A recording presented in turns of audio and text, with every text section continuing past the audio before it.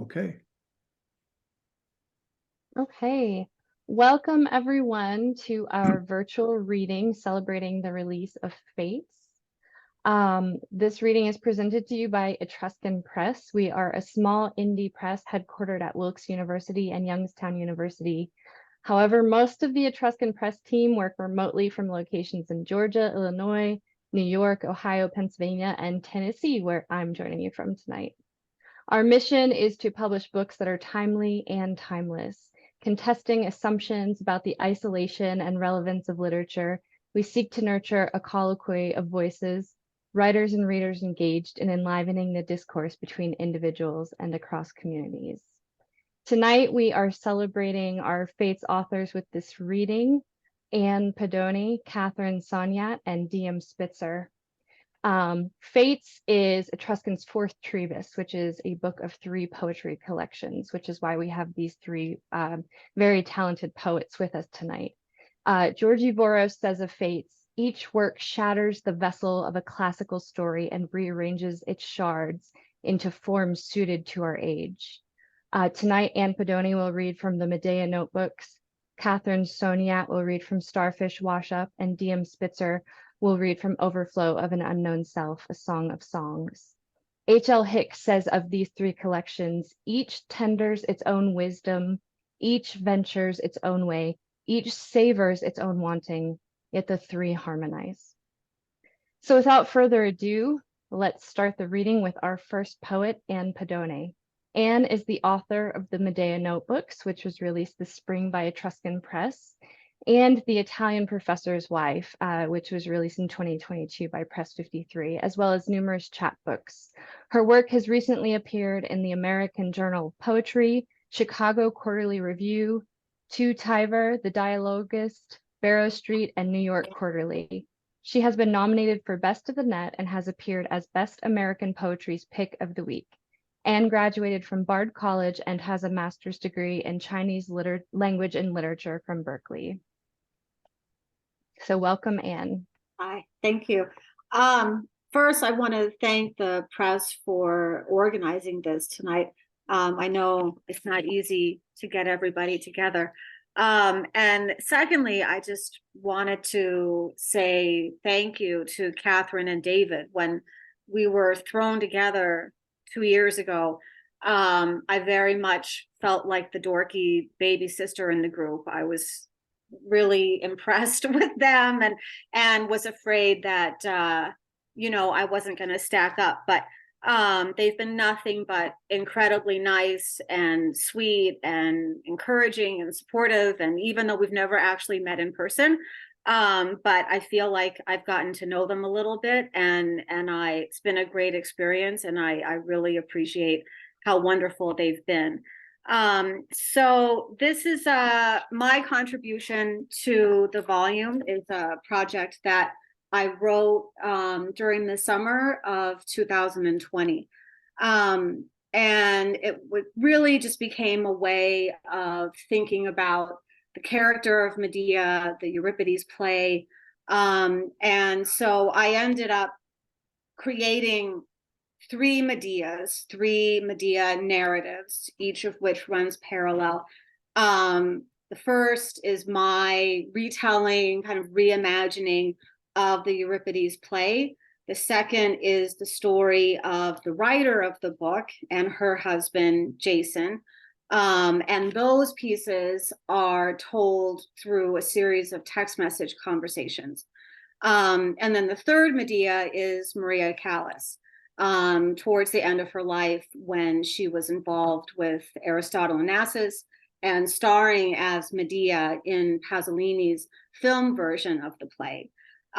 So I'm going to read a number of pieces. I'm going to kind of skip around a little bit.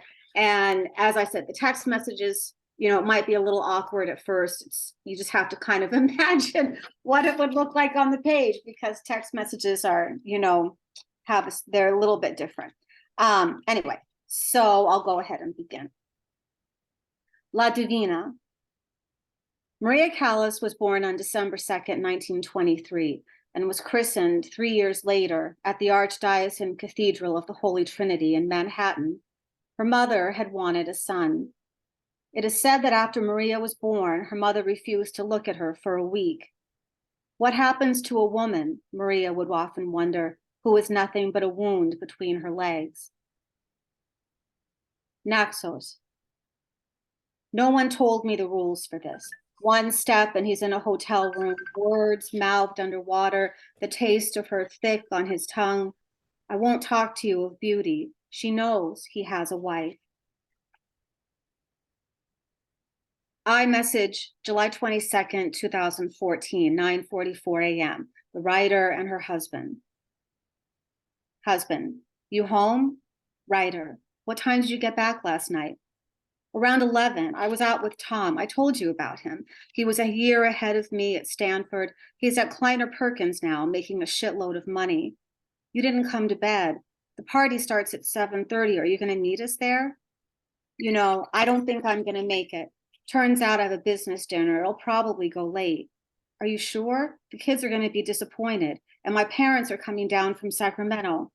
Look, you know this is the busiest time of the year, and I've got 3 deals that need to be closed, and that's not going to happen if I'm out at a birthday party. Why is it always a choice between one thing and another? I know you are the one who is making it this way, not them. Look, I've got George on my ass all day, and now I have to take it from you? Why was your ring in the medicine cabinet? Fuck, it was pinching my finger again. I told you about that months ago. Why are you doing this? Because I love you. iMessage, August 5th, 2014, 4:33 p.m. The writer and her husband. Writer, you at the office? Husband, why? I just opened your visa bill, thought it was mine. There's a charge for the 4 seasons. Maybe someone stole my card number. It seems strange. Jesus, if you're going to accuse me of something, just accuse me. It doesn't have to be like this. You make everything so fucking impossible. I have to go. I need to pick up the kids. I can't be late. Maria Callas first played the title role in the French opera Medea in 1953. Over the course of the 1950s and into the early 60s, she sang the part a total of 15 times. In 1959, she starred in the Greek director Alexis Minotosis's production at the ancient theater of Epidaurus. In August 1960, it was reported in the newspaper The Katharine that whenever Callas performed the role in Athens, she always slept with a knife under her pillow. Medea, somewhere on the shores of the Aegean. What sort of container is a woman's body, this beehive, this hornet's nest in which I am held prisoner?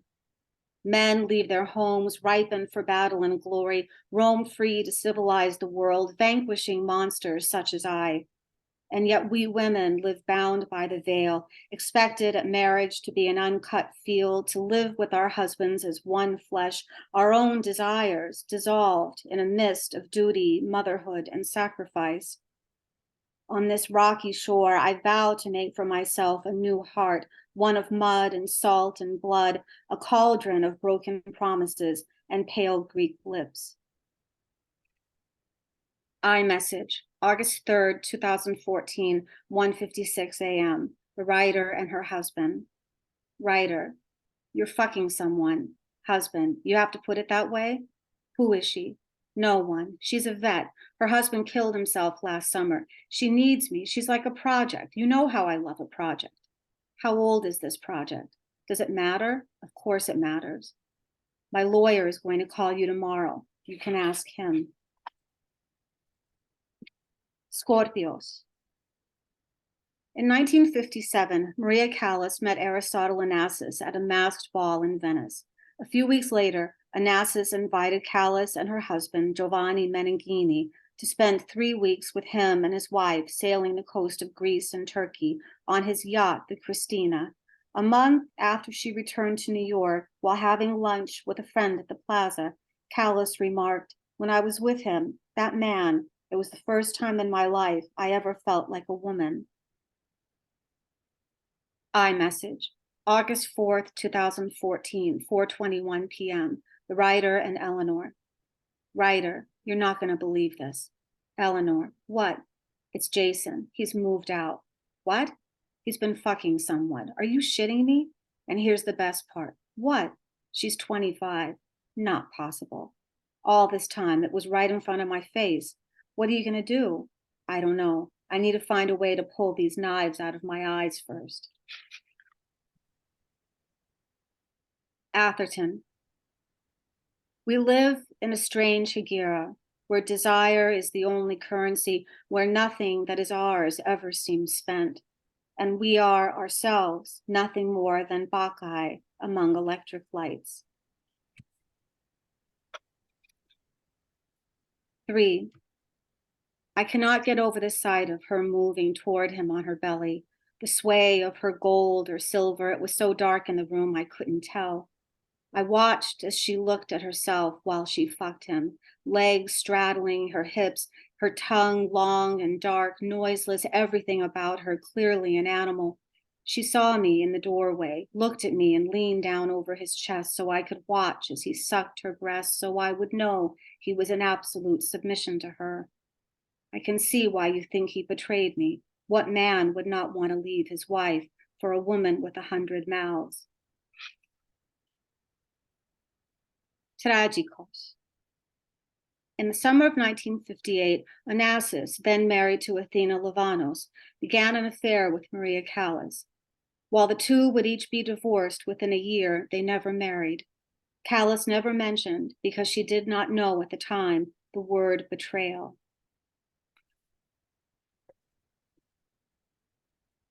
36 Avenue Georges Medel. On the day of JFK's funeral, Aristotle Onassis was with Maria Callas at her apartment in Paris. The two were watching the procession. Onassis suddenly turned to Maria and said, "That Jackie, there's something Greek about her."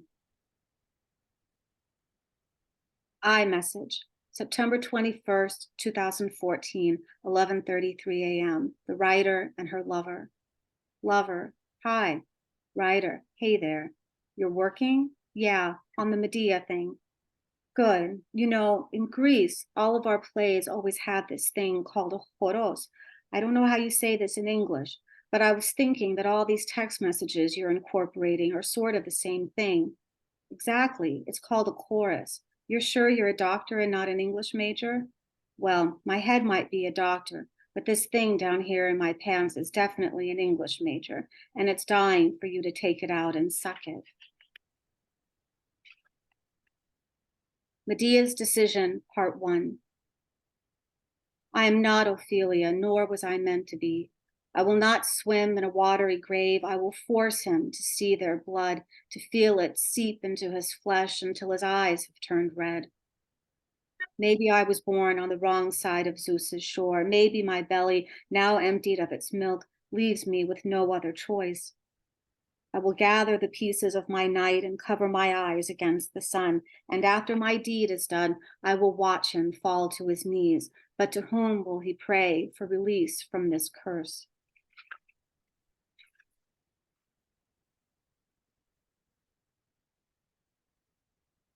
Jason confronts Medea. When searching for the lost, remember these 3 things. 1, there is no life after death, certainly not for you. You may scream and climb the walls of your night, but you will never be allowed to return to a garden green as this. 2, Newton tells us energy is neither created nor destroyed. I remember you in a field of poppies, yellow, orange, and sea blue. The wind in my face tasted of fig and dark apple. You turned onto your back, and I watched as your thighs burned in the sun. I will never again see anything as beautiful as that. 3, we soak our bodies in the oil of words all our lives, and yet now, after the thousands we have spoken to each other, you are as strange to me as the dark-eared goats feeding on the grasses beneath your feet. Thank you. Lovely, Anne. Thank you so much. Your words are just so moving, like H.L. Hicks describes. Okay. Yeah. Next up, we have Katherine Soniat. And I'm going to read a little bit about Katherine, and then I'm going to share a piece of artwork that she wants everybody to see because she'll explain the significance to her collection. Katherine Soniat's life has moved around a lot in the last few years, trying hard to find the right home, and why not be most concerned about our planet Earth? Starfish Wash-Up will be her ninth collection, or is her ninth collection of poetry, which is published in the spring of 2023. The Swing Girl, LSU Press 2011, and Bright Stranger, LSU Press 2016. Polishing the Glass Storm was available through Louisiana State University Press in fall 2022. The Goodbye Animals won the 2014 Turtle Island Chapbook Award. She has served on the faculty at Hollins University and Virginia Tech and has taught in the Great Smokies writing program at UNC Asheville. Her poetry has appeared in Hotel America, Poetry, Iowa Review, The Nation, Women's Review of Books, and Superstition Review, among others. So welcome to Katherine. And if everyone could look in the chat, I'm going to be sharing this artwork. Hopefully everyone can see it now. And Katherine, go ahead and talk about the artwork and then, share your words with us. I don't see the picture, but I know the picture. Can other people see the picture, the painting? No. You can see it. It's in the chat. It's in the chat. Okay. All right. This is how the collection started. I finished a book and I thought, I want to write. I've never written very much about the male side of things, and I want to write about a lost son. And Telemachus just popped into my head. So I walked over to the computer and I went online and I looked for Telemachus. And this picture that apparently you're seeing and I'm not, popped up. And all the rest were adult Telemachuses with spears in their hand, looking very hateful and mean and killing people. But this picture was Telemachus looking out to the ocean, out to the Aegean. And he had his back to the viewer. And I knew, maybe he wasn't looking for Odysseus, but I assumed that's who he's looking for, that ship to come home. And I thought how many young people are like that, whether they're sons or daughters, are lost in other ways, that they don't have parents and that parents are typically stand for guides. And the one guide that Telemachus had, he had Mentor. And Mentor, he was always asking questions to, in one of the translations I read. And I didn't read very much on the actual history of it because I wanted Telemachus to be able to travel with me into modernity and back. So we go back and forth between the portrait, a 19th century portrait of Telemachus, and modern times. And I guess what I ended up learning was that things are absolutely timeless. If you pick the, like I think the grand archetypes, I just made a list of them about an hour ago, is love, war, peace, family, land, and who is the correct God. That's what people war over. That's what they fight over. And so I'm going to read the first poem here, which is more or less based more closely on that photograph that you're looking at. And this is in 6 short parts, and its title is Telemachus Seeking. Now, it's not only about sons of war, but it's about fathers of war. And so much of this collection is about war itself.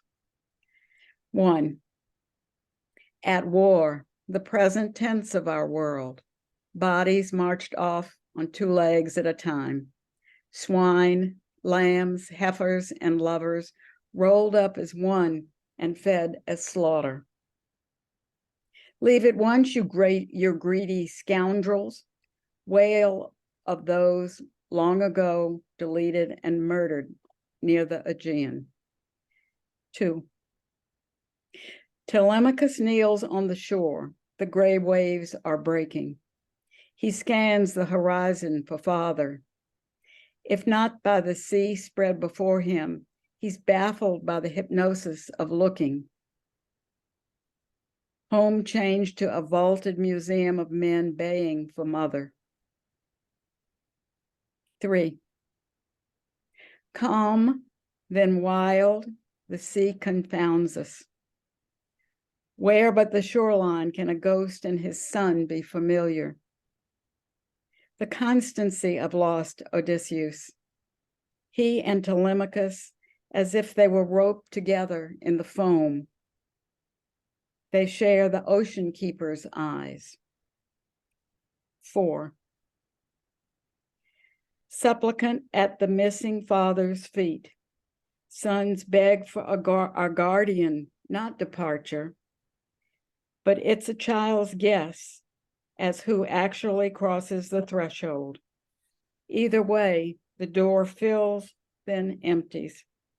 No lit gods cure Telemachus, hoping. History's bloodied, adore endless battle. Those the never-banned idols of men, the ghost keepers all, the ghost makers all. 5. Burst of thunder, as from wide and far the Greeks gather. Farther away, Odysseus sails. Telemachus imagines boats and men that come to nothing. Shipwreck of stars in the sky at dark. Phantoms pay homage to nothing. 6. This boy's Bring My Lord Home song twists the mind. Chant of sons that need more. He cannot stop his father, husband, men from arriving at night, one for Penelope too. Thoughts swim inside him, but not a soul stops to think that much wishing never will do. Stories of home tell us so.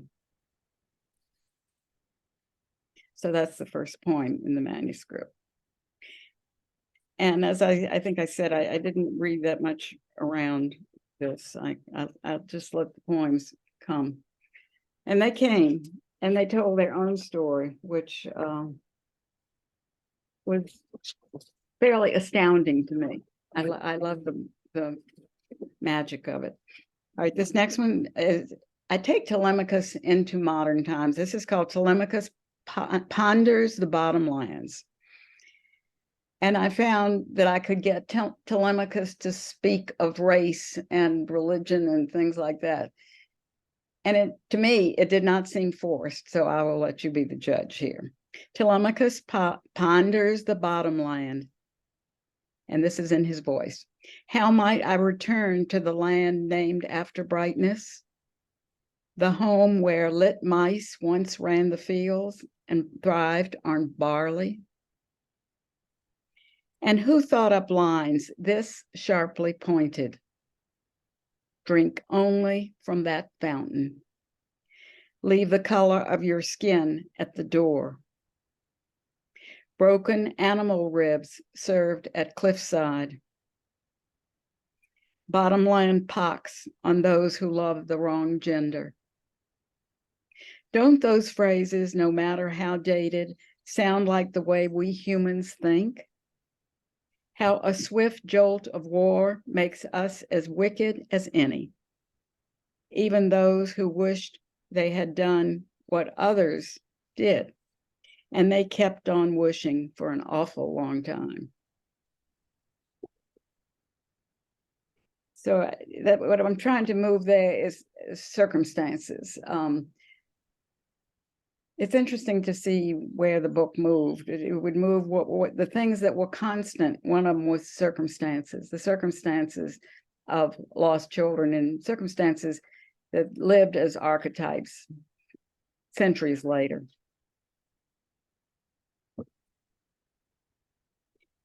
This one's entitled Mother I Could Be, and it's where I cross up with the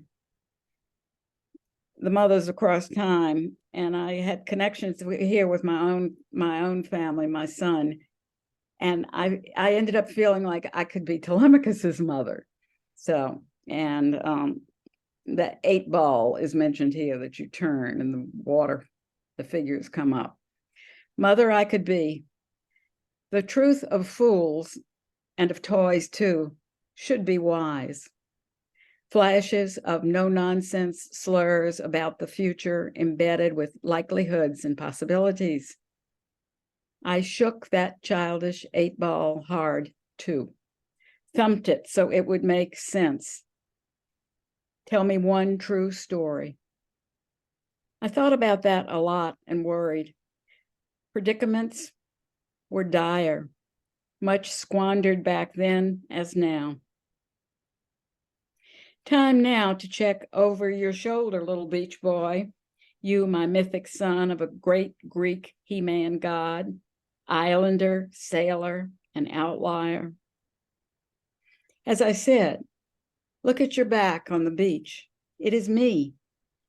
And if it weren't for the land masses and clocks, you could have been mine, or maybe me. I think I did not choose enough poems. This is Starfish Wash-Up, and this is the title of the book for my newborn granddaughter, Celine, who is not watching tonight. She's off with her parents in Europe. The tempest is mentioned. New Orleans, I'm from New Orleans. The New Orleans hurricanes are mentioned. The predicament of our world. So my poems move much like dreams. I use dreams a lot. And I let the image flicker and tell the story. And then I probably move on to the next image. All right, Starfish Wash-Up. And they too are goners. The water birds losing feathers, blue and gray. They stand on one leg in the marsh stench near the ocean. Up and down the beach, and far as I can see is trouble. And again this year hobbles giant deep sea mother. She's lost her turtle legs and cannot go one more heave in the sand. My baby girl, Celine, you who definitely has it in those level blue eyes, hang on and don't let go in mid-catastrophe. Once a lighthouse cast brightness in my hometown. Tattered red flags signaled old human precognition, but only for the dead. Parts of porches and window frames represent the same flotilla of the damned that passed here last year. And always that creepy lane of cars searching for any road upland, sideways or northward, just not to meet their end at a standstill. Storms get wider and bigger by the season, closer now to the standards that thrilled Prospero and Miranda. That's Tempest.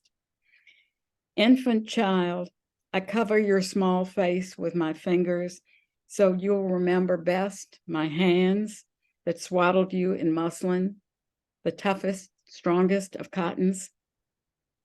For wasn't it you with me in our watery life years ago in Chile, sailing, dreaming, I found you whole, pearl of a skull, and watery eyes filled with the salt wind. One more here. This is the last poem in the book. And it's called Finding Time, but the time I found in this writing of this book is time is timeless. There is no such thing as time. It all hooks up. Finding time. A son is born to many women. Mothers love beaches and the child who walks them. The beginning of June or the future was not declared happy or sad beforehand. There's a slowness to the hills when the tide comes in, meaning the boy inside a man waits before leaving. Love embodies, then turns aside. Every look at the Aegean, Telemachus stops to ask more. Fathers coming home from war lose track of things like that. Odysseus finds time to gather his son, and the sand in his arms are not. Thank you very much. I can't hear. Great job, Catherine. I love the connection that you have with Telemachus and how you connect it with like your life and the world. It's He's lovely. my son. I'm his mother. Yeah, at first I thought that was very sentimental, but then I thought, no, I'm just going to go with whatever comes. So that was Yeah. fun. But I'm glad you got to say, I don't know what I'm doing wrong here. I go to chat and I push that. Is that what I do? Under Yeah, chat. if you open the chat, you'll be able to see the artwork, and you actually have some messages from Phil Brady about your reading. So, There he is. Okay. okay. What I Thank noticed you, after I finished writing the book was, unfortunately, Telemachus had long black hairs on his legs. And I had imagined I had made him a younger child, but I just that out of my imagination. Okay, thank you very much. Thank you. Thank you. Okay, and last but not least is D.M. Spitzer. D.M. Spitzer is the author of A Heaven Wrought of Iron, Poems from the Odyssey, which was published by Etruscan in 2016.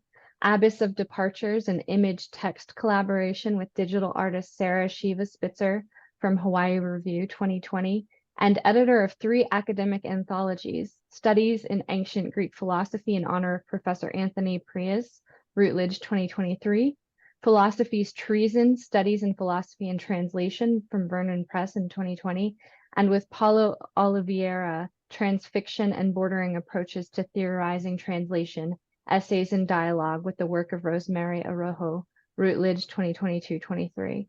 Currently a research associate at Binghamton University, Dr. Spitzer's work on early Greek thinking has appeared or is forthcoming in journals such as Journal of Speculative Philosophy, Research in Phenomenology, Epoche, Diacritics, and Ancient Philosophy, while his poetry and translations have been published in Ancient Exchanges, The Main Review, North American Review, Transverse, and elsewhere.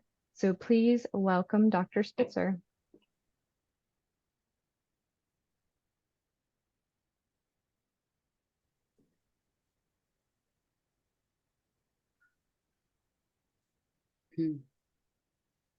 Εγώ άνθος των κολιάδων. Canto 2. I, flower of the plain, lily of deep hollows. You, lily, between uncurling leaves and blossoms, overflowing, all, others boughs, heavy with fruit in a wilderness, a garden, a paradise of our flowering selves.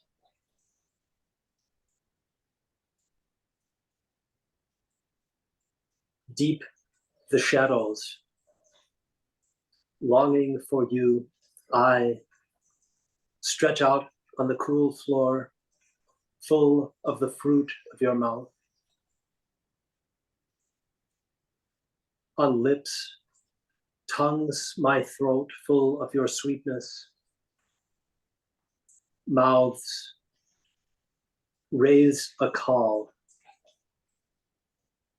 Send me under a roof of wine. Gasps arrayed, opening mouth, open upon me. Crowd, the overripe, the lush, the orchards, fruit deepening in sweetness. I am an open mouth of longing, an omen, a hand under my head, another slips around my waist.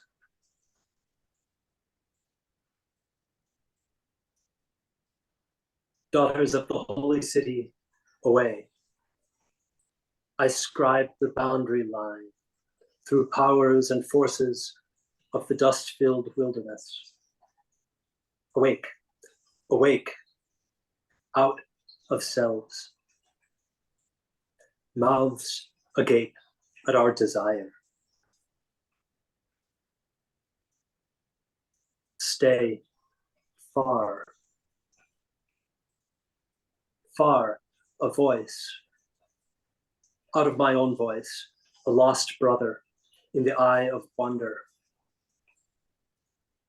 leaps and draws near out of distant mountains, bridging the divided world. Grace-tipped hooves clatter on bare, stone-landed from the far range. Desire, behind a wall, a closed gate, a hand poised to strike, tangled in a hunter's net. The voice unwinds itself from coiled silence. Overflow me, beauty, filling me over. A dove out of reach. A storm of hailstone. Torrent overflows sky, a body of numberless shadows.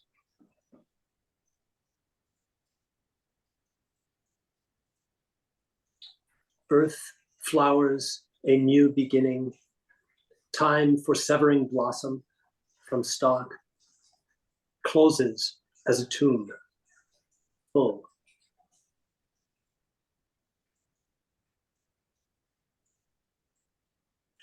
Our paradise, the dove song, ripens in our ears. The fig between our lips breaks the winter. The grape clusters shine copper, sweeten the air. Overflows beauty, selves and bodies, spills on shoulders, thighs, hips, the sacred dove in our mouths, kisses.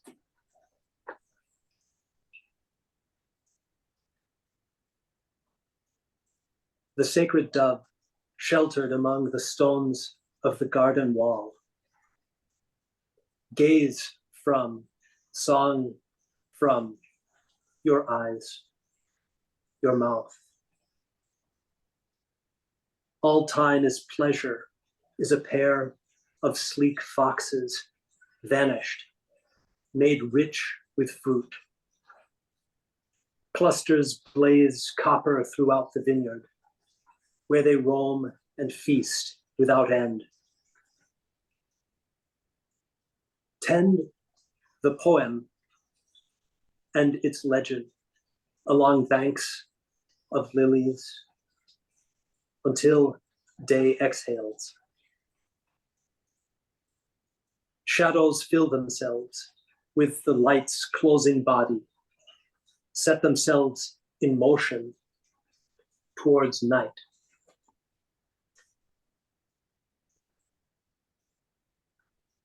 Turn.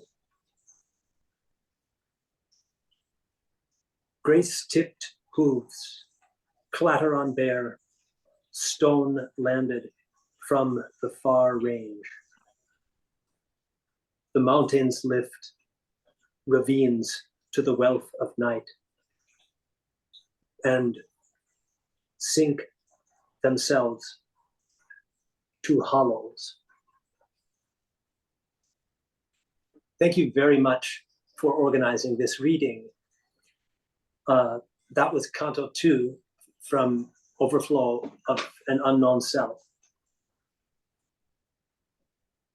I suppose the fates for this volume might have been Etruscan press and the Mediterranean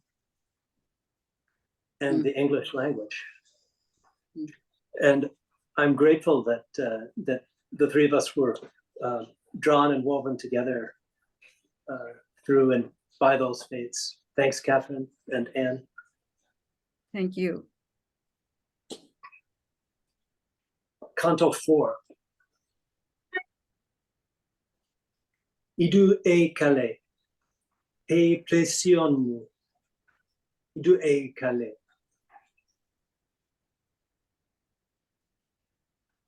Night overflows song, overflows voice. Behold, you are beauty. Eyes, the magic of bright doves in sun-filled air.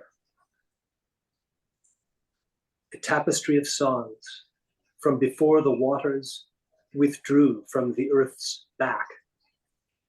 Your mouth full of an unclothed darkness trimmed with rouge. Voice, the rise and fall of seasons, ripen, bring to fullness, disrobe all of earth's wonders.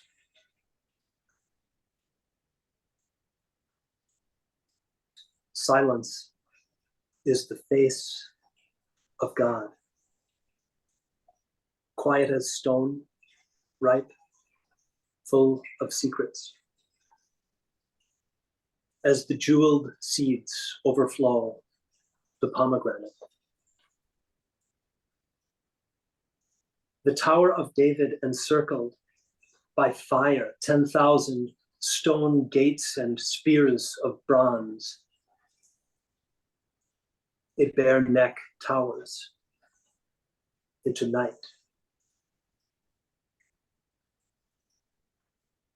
The day exhales. Its shadows I will journey past myself to the holy mountain beyond the sea. Beauty, a terminus, overflows me. Desire pressed upon desire is freedom of freedom's way away. In its mouth, its own end, its breath away, its lion set enclosure, its panther shrieking mountains. Hearts from the rising, falling breast, our eyes, our gasps pass moist lips, the throat sings. Courses your figure, curves along yourself, a river of wine. We slake each other, mouths, tongues, breasts. From your lip, wine flows to my mouth. Your mouth is honey, milk from your tongue mixes on your mouths, kisses. I drink, I swallow. Opens a secret garden, a garden closed, a spring overflowing itself, an orchard of fruit bowed trees. A sacred spring at the middle of all we do, an unknown source blooms and overflows us. Partake of the garden. Eat of the fruits of my mouth. Feast of the unknown self, a paradise. Down to the floor, knees to the gravel paths, bodies gathered to the fruit-covered earth.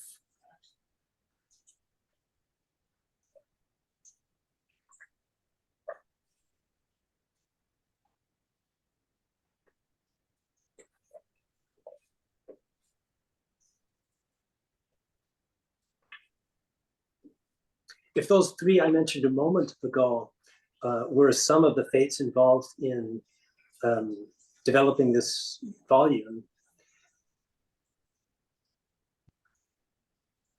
let us also be our own fates and weave and twist our own ways. This is Canto 6. It's the last one I'll read.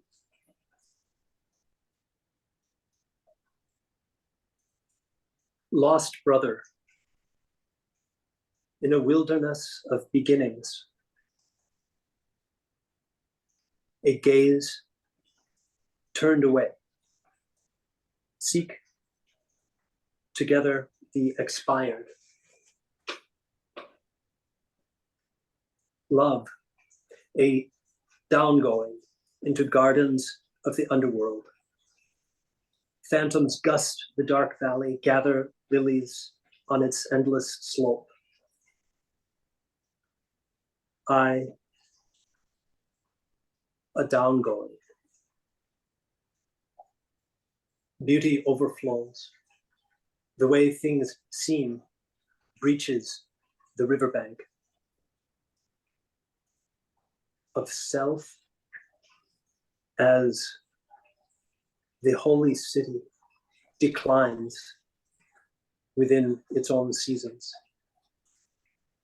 As a marshaled host raises dust into the blood-streaked twilight.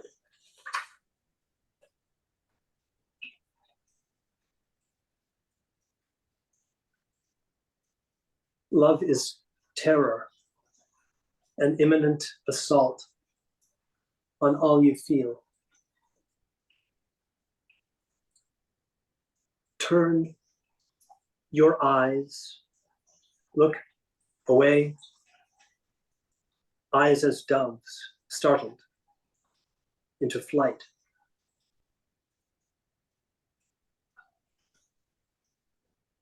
A tapestry sways on the fortress tower, full of songs from before the waters withdrew from the earth's back. Songs overflowing themselves.